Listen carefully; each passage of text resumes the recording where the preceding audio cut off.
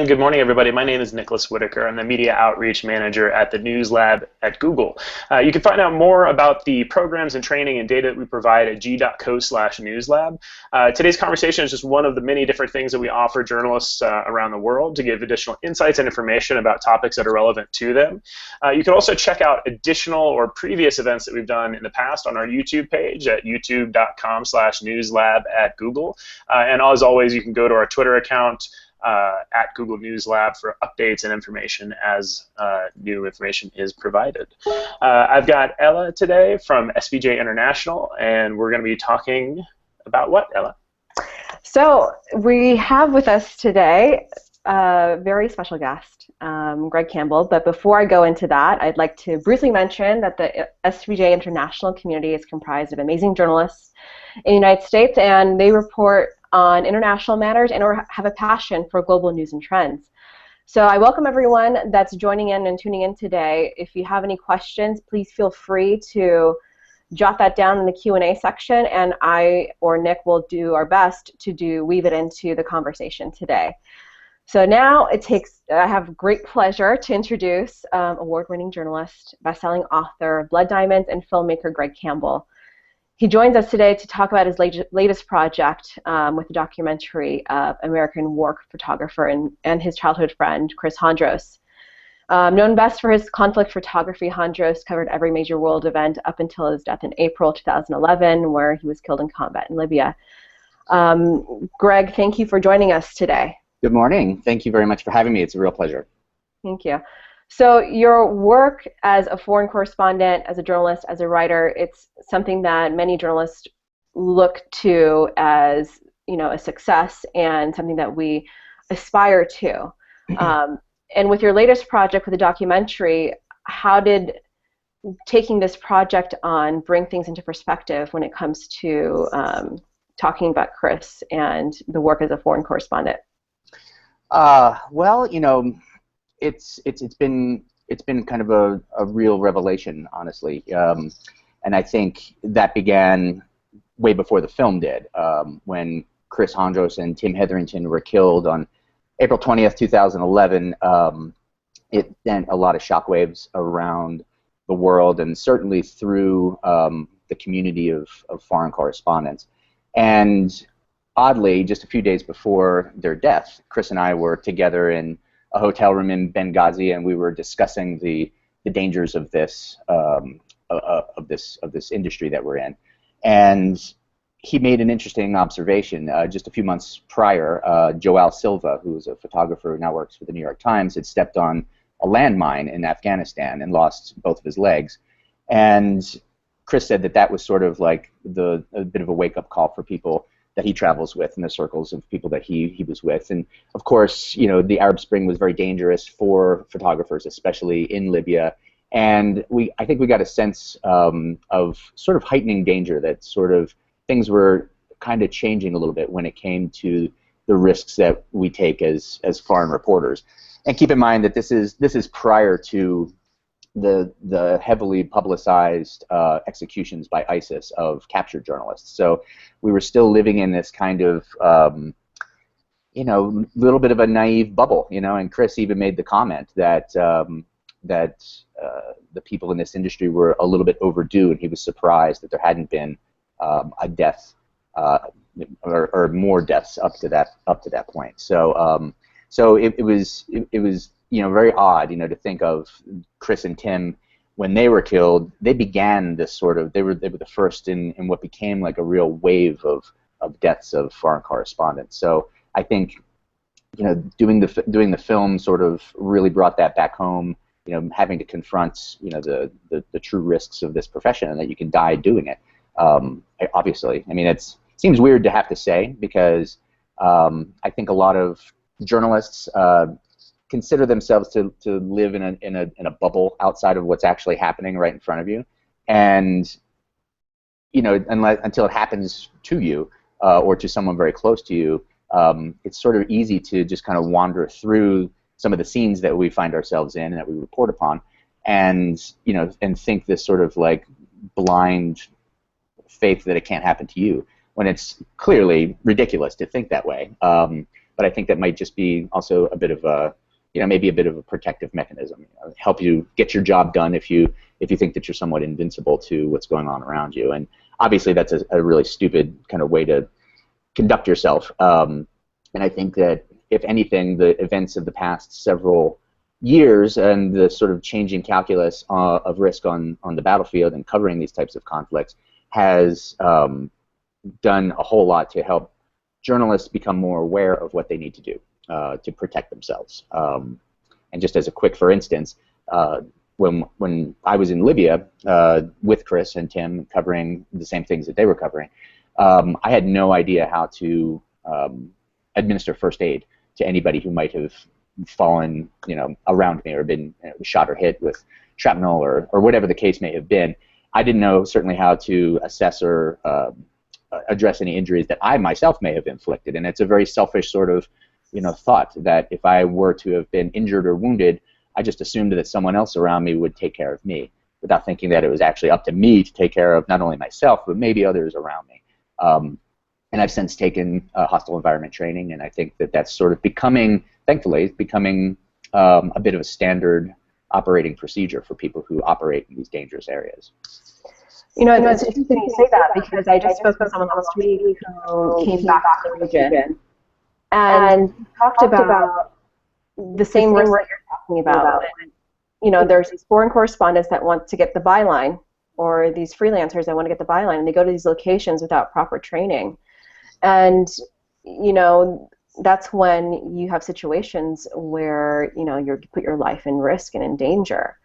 And, and now we're in this state of newer technologies are coming into play. And how do you think that plays a role in how foreign correspondents or journalists are taking their reporting when that, let's say we want to go into these locations and report? Is this coming into our advantage, or how can we use it more to our advantage in these tools and tips that are available to us? I mean, I think that's really the million-dollar question. And I sound so old when I say this, and I actually have to remind myself I'm not that old. It's actually just that technology has really outpaced what I think a lot of us expected. But when I began my reporting career, it was in Bosnia in 1996, and there was no internet, or if there was, it was like in such infancy that nobody even considered it, a practical tool. Clearly, it wasn't. People were still shooting on film. I think maybe one or two photographers had these newfangled, digital cameras, and the batteries would freeze, and they're just really like kind of low tech to what we're compared to. So in those days, the old idea of I'm a journalist on a battlefield and I can walk up to, the warring factions, the two different sides, and you can make the argument to them that you're the only outlet that they've got to the greater world. And if they want to have their story told and their reasons for, being on the battlefield in the first place explained to the greater world, then, we were the conduit for that. And, as one of the founders of Getty Images says in my film, back in those days, if you had the words press or TV written on your helmet or your vehicle, you were safe unless an accident occurred, unless something horrible went awry, which of course did happen. It happened with some frequency, but you generally speaking weren't going to be targeted. Today, because of the tools of the internet, because of the ability to do a Snapchat story, the ability to do instantaneous publication from the battlefield by the combatants themselves, then journalists are often seen as just someone people who are in the way. And the fact that our job is to fact check and to bring some clarity to often chaotic situations is not always what the combatants want or appreciate, because they're in charge of their own message. So I think that the tools are really powerful, and I think they can be really helpful. But I think as well, we're going through a period where we're entering very sophisticated theaters, in which the people that we are going to be interviewing, the people who we are frankly sometimes going to be at risk from, are sometimes leaps and bounds ahead of where we are as journalists from the technological front. Just a quick example, there are now state surveillance in certain, Middle Eastern and African countries. My business partner actually is currently traveling to one of those countries, and we have an entire technical protocol set up in which we communicate using coded language. We use certain applications that have proven encryption capabilities. Our itineraries are not online. Our social media presence is zip. We go completely undercover. That's just like the tip of the iceberg. Those are just sort of the common sense type of approaches, because when you're interviewing, let's say, dissidents or people who are in opposition to these state surveillance mechanisms, being able to protect those sources, it becomes tantamount. And no longer is the day where you can just sneak out with rolls of film that have yet to be developed. All this stuff is scannable. They can snatch it out of the air if you're careless on the internet. Or as you're going through the airport, you can have all of your hard drives taken from you and examined. So having protocols in place for protecting your sources and getting the critical information out of the country, often before you get out of the country, these require a lot of serious considerations. Wow, that's a lot of things to put into consideration when you're going to these locations now, with all these different tools and social media and the internet and everything that's available to us. Yeah, and that's before you even get to the journalism part of doing your job. Yeah. So you first, when you first started to get the concept of doing this documentary about Chris, I remember when I first contacted you, you mentioned that the trailer that I first had seen had completely evolved into something new, or a different path that you went down. Why did that end up happening, and what did you do to reconnect with all these folks and all these people that you had, or Chris had, come across during his reporting career? What kind of tools did you use to do that? A lot of it was, well, let me address the first part.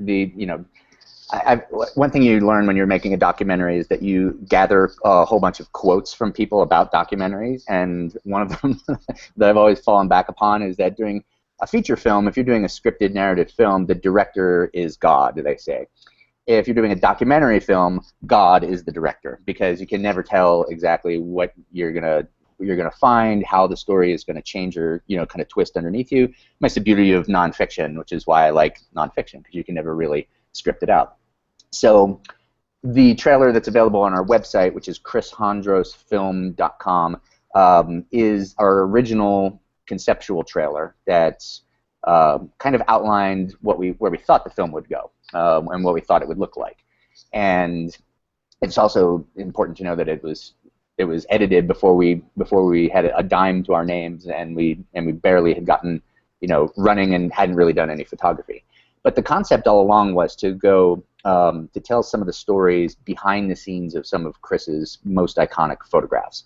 And the way that sort of evolved as we moved along was that we discovered the impact that he had on the lives of so many people was just really profound. And it was through his abilities as a photojournalist, his innate wonderful skills, but also because of the type of person that he was, and he had just such a warm character, and we really were hoping to bring that out and have that be kind of one of the lasting legacies of the film. Is hopefully one of the lasting legacies of who Chris was, which is the connections that he made all around the world, whether it was with General David Petraeus, all the way down to a former child soldier in Liberia who, to this very day, misses Chris.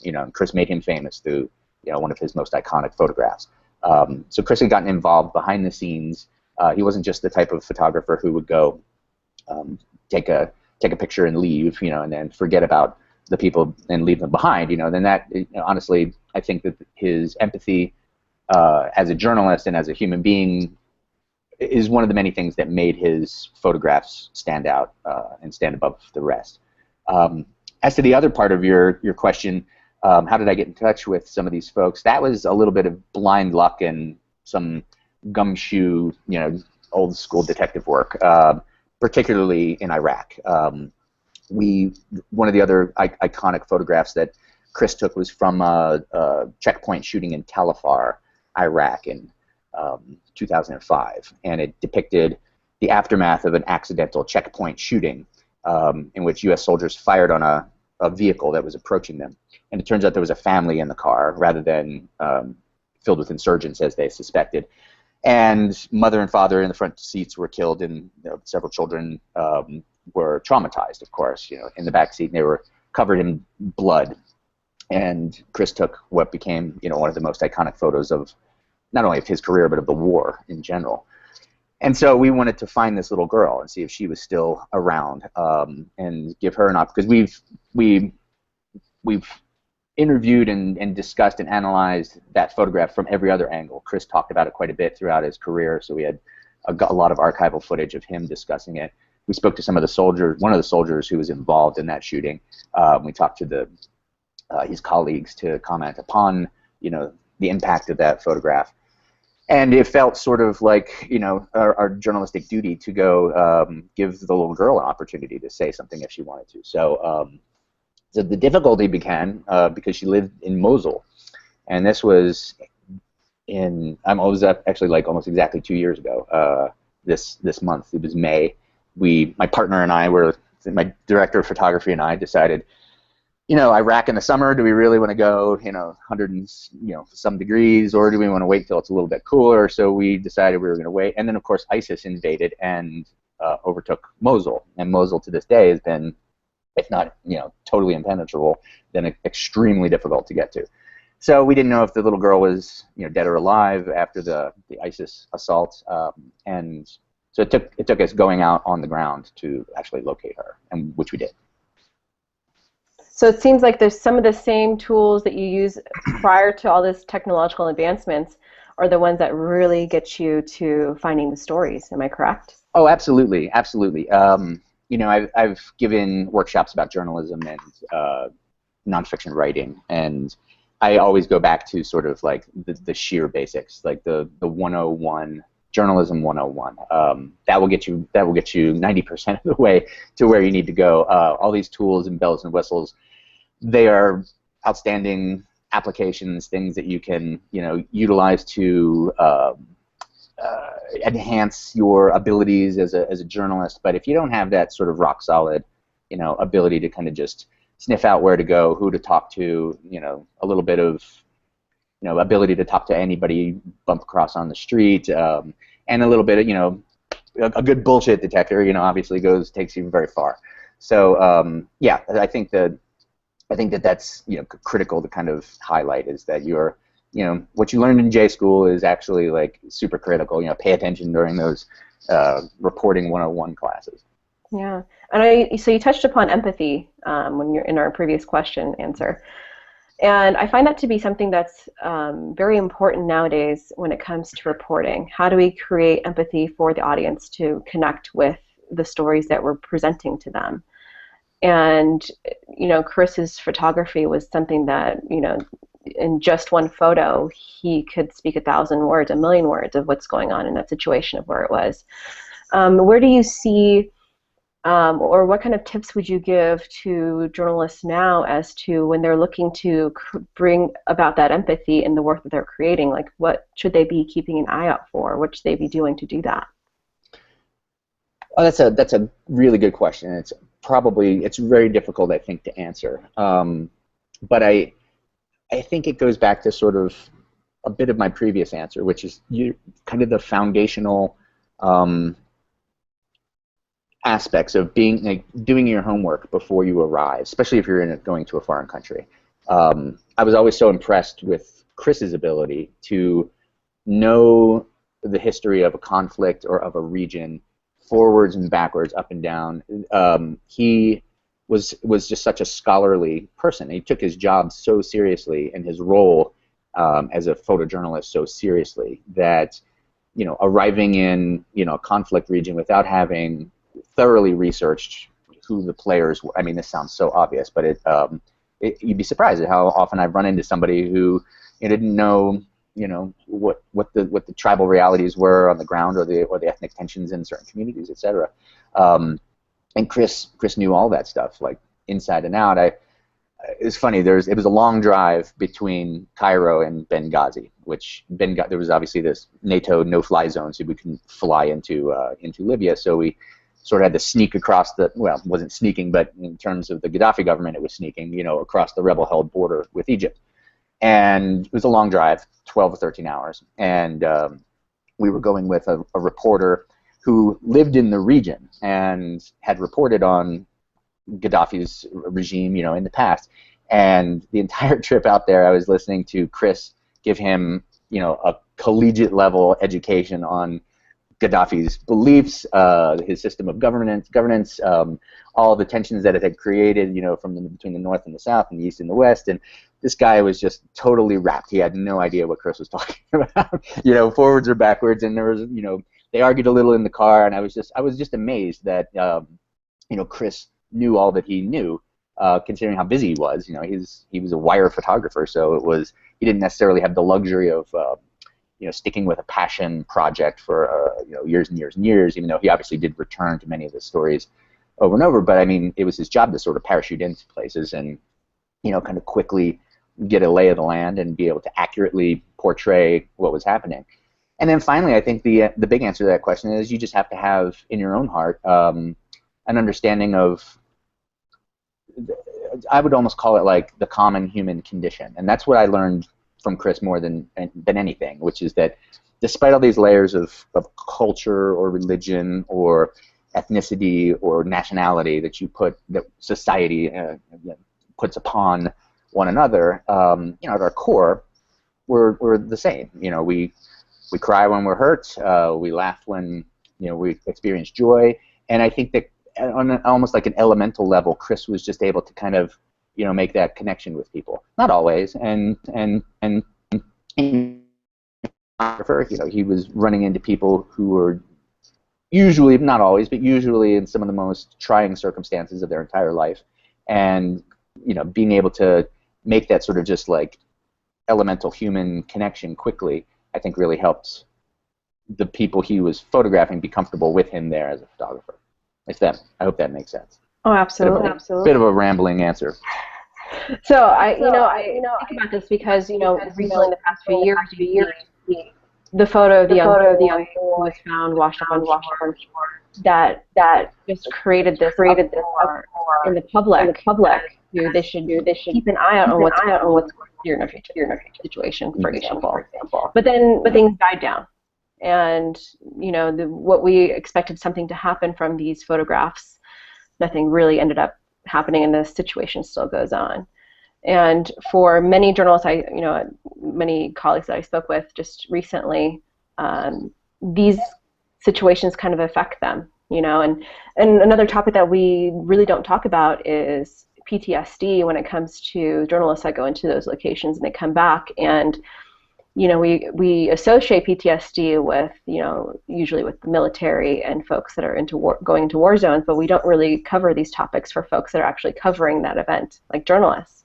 Mm-hmm. And from your own experience, what are some things that you have seen or have experienced, and what are some things that we can put into consideration or think about in the future when it comes to taking aspects of the element of PTSD or preventing this sort of thing happening for journalists that are reporting locations like that? Wow, yeah, I think that's such an important aspect. And number one is like recognizing that PTSD obviously exists. It exists for everyday people, firefighters, people in other high stress type of jobs. But in particular, we're experiencing in a war the same thing as the combatants are, and so it's foolish to think that we can just return and not have to address what we've seen and how to move forward. And I think how to do that is an individual kind of consideration. But I think that the more it becomes that people become aware that it is out there, then I think we find journalists helping one another as sort of their support mechanism with each other. And I think one of the things, because we touch on that a little bit in the film regarding Chris's ability to do that.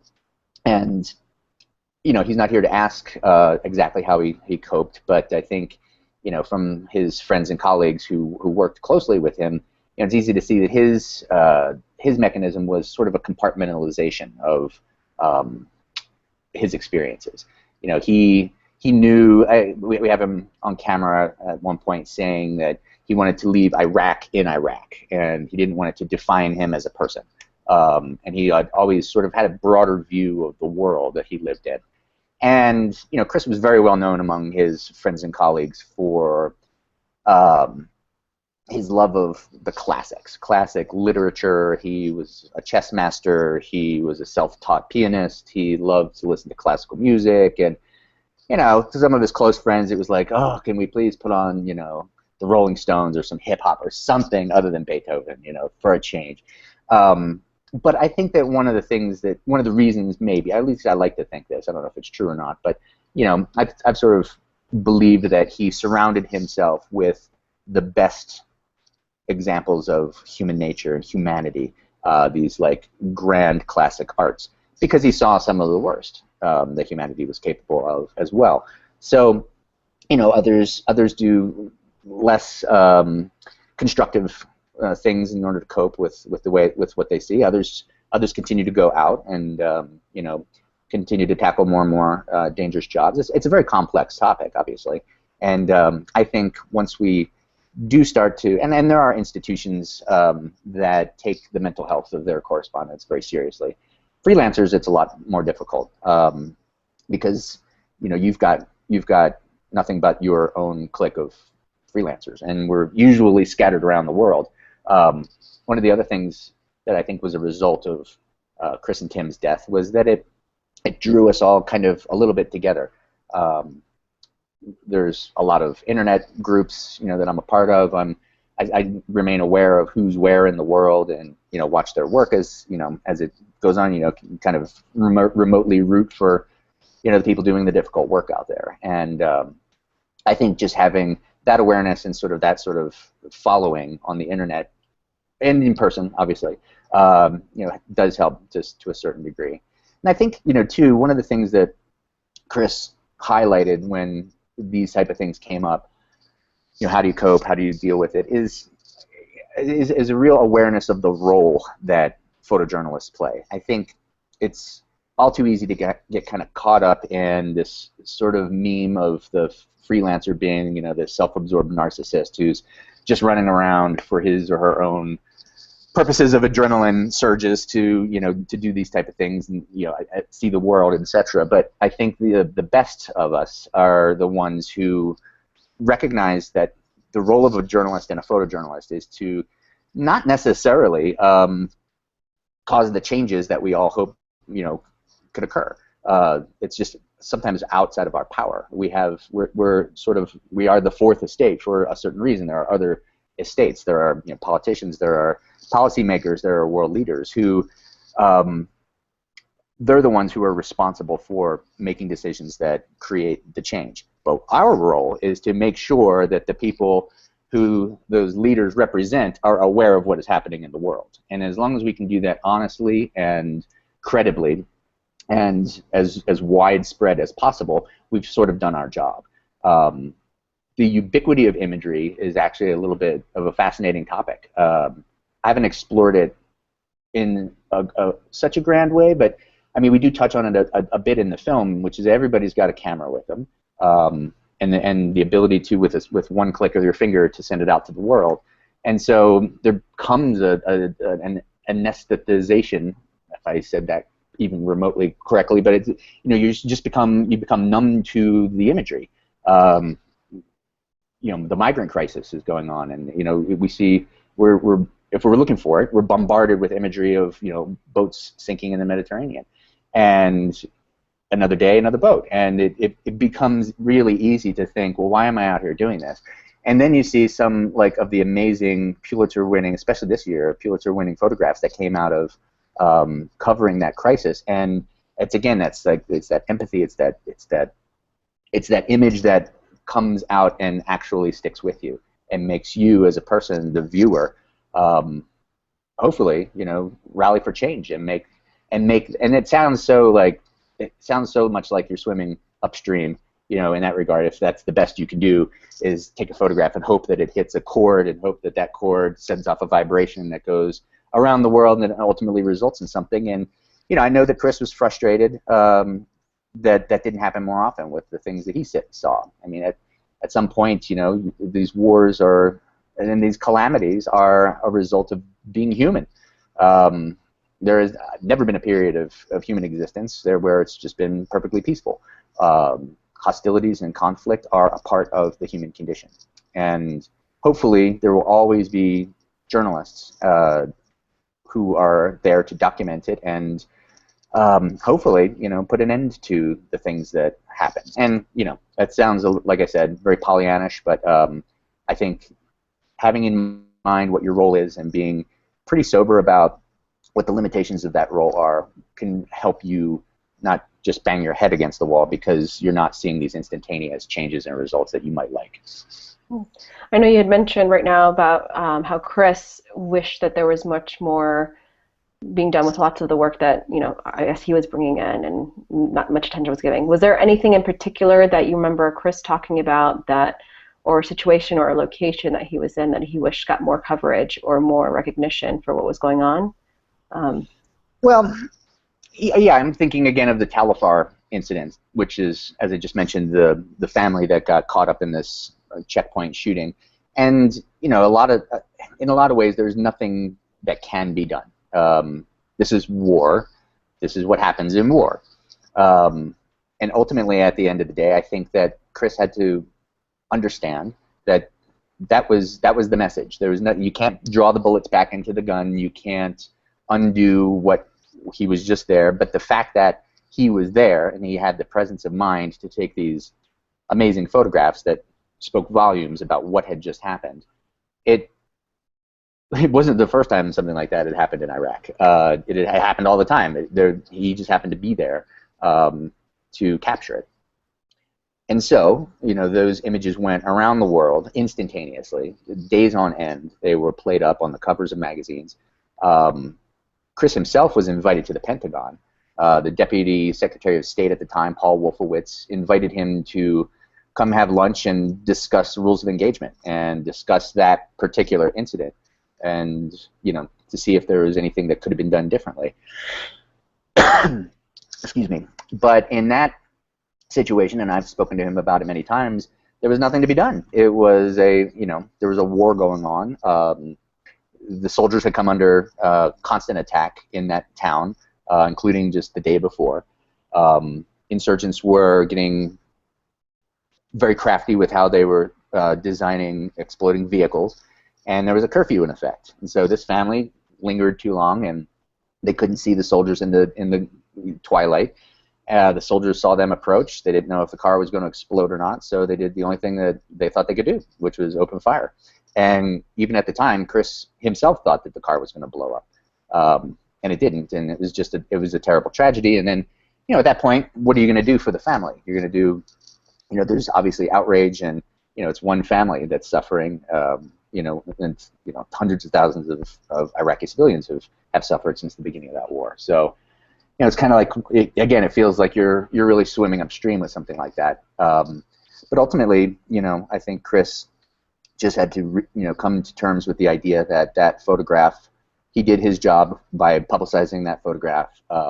It got a conversation started all the way up at the Pentagon about rules of engagement. And he went back to, kind of continue keeping that story, through some of his continuing coverage, just to remind people of what had happened, because it was very important to him. And, it's one of the things we kind of wanted to continue to do with the film.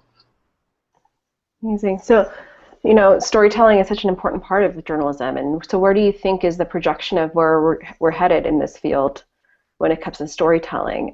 Do you see more technologies like VR, 360 storytelling having a presence in the future in the journalistic world, or what's your perspective on that? Yeah, good question, because I used to work for this ancient thing called newspapers. You may have heard, that there was this thing in the world called newspapers. They would chop a tree down and turn it into paper, and then they would drive it to your house with your words written on it. kind of crazy to even think about it like that in those terms. But I think, first of all, there's always going to be a need and a desire for well-told stories, and the medium is going to constantly evolve, and it's always going to change. I have a friend who's visiting India on her first reporting trip, and I keep up with her through Snapchat stories, and so she just does these tiny little, 30, 40-second kind of things, but they're little, Twitter-sized, little movies that I'm seeing and understanding and watching it on almost an episodic kind of way as it's unfolding, and it's pretty cool. So I think that journalists, at their core, are storytellers, and so I think it's incumbent upon us to not really fall too much in love with one medium over another. And I think that's exciting. I think that's a lot of fun. When I made the move from writing, I'm always going to be a writer, but my focus now is film. It was a whole new set of tools and skills that I needed to master in order to tell the story. And boy, that was a really cool little injection into my career, to make me think differently about things visually instead of just what I can write down, and the words that I choose in order to tell the story. So. So I think I think VR is definitely going to be, a big space. I think it's still kind of fleshing out how it's going to work and look, mainly because the technology itself. I've been going back and forth about, should I get a new Android or a new iPhone? And I'm actually leaning towards an Android because of, the VR headsets that you can use. So, but it's just like anything in technology. Is it going to be the Betamax of VR at some point? And I'm ending up with like an expensive, paperweight.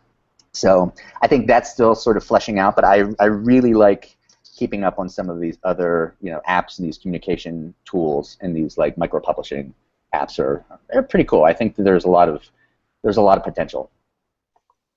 To bring it back to where we started with the documentary at Chris. What can we expect to see in the film, and when can we expect to see it in the theaters, or when the release is going to take place? Oh gosh, tough questions. Well, it's just I've been asking myself those questions all along.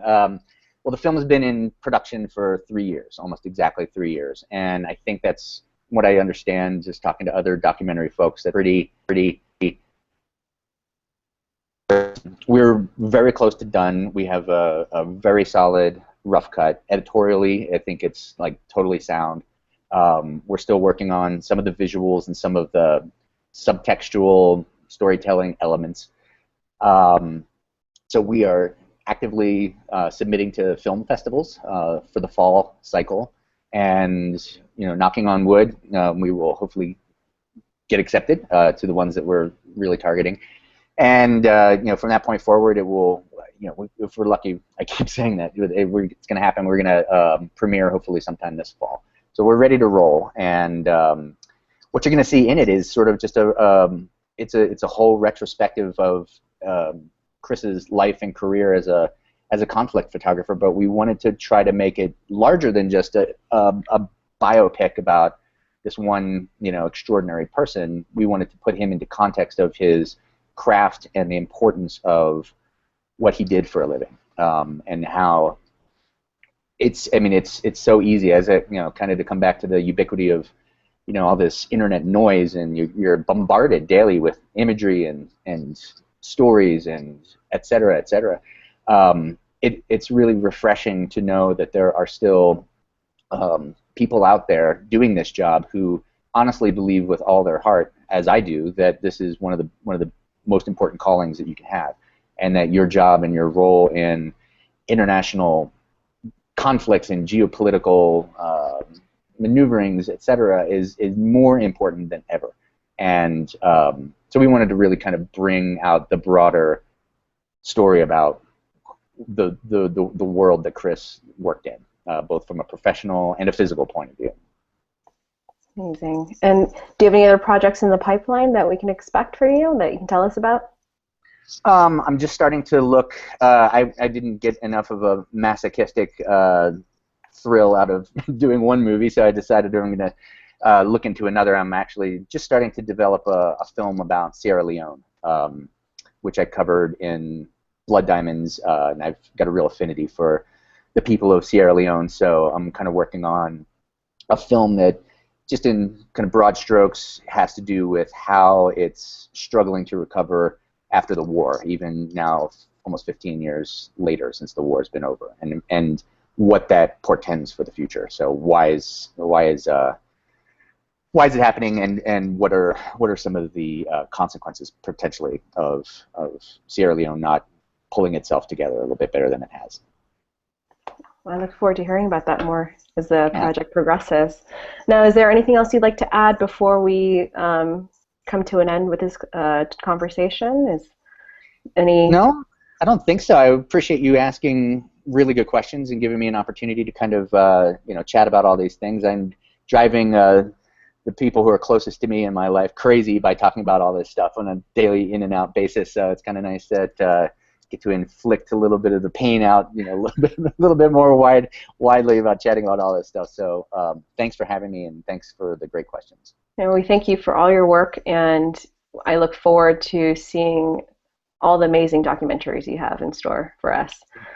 And Nick, is there anything else you'd like to add before we close this conversation? No, but I did just want to thank Greg for taking some time and going through this. Has been a really fascinating conversation, and hopefully in the future, like a lot of the training and tutorials that we're working on around things like safety and security and virtual reality, even, or mobile journalism, can draw from some of your experiences and from some of the experiences of your colleagues. So, for those of you that were watching the conversation and are interested in hearing more about this, we'll be doing additional conversations throughout the entire summer and moving forward into next year. So definitely let us know what topics you're most interested in. If there are specific areas of focus that you think would be valuable from a training standpoint, let us know. That's a big part of what we work on, is training and education for journalists all around the world. And just also wanted to give a quick shout out to our website, g.co/newslab, where you can find lots of trainings and tutorials, as well as programs and data, which will help you make your life easier and your job better. Thank you. And thanks to the international community at SPJ for providing questions for today, and for providing a community for us to all get together and support each other. And Greg, thank you for joining us today. I appreciate it. Thank you very much. Thank you. Thanks, We'll see you later this month with the rest of our conversations.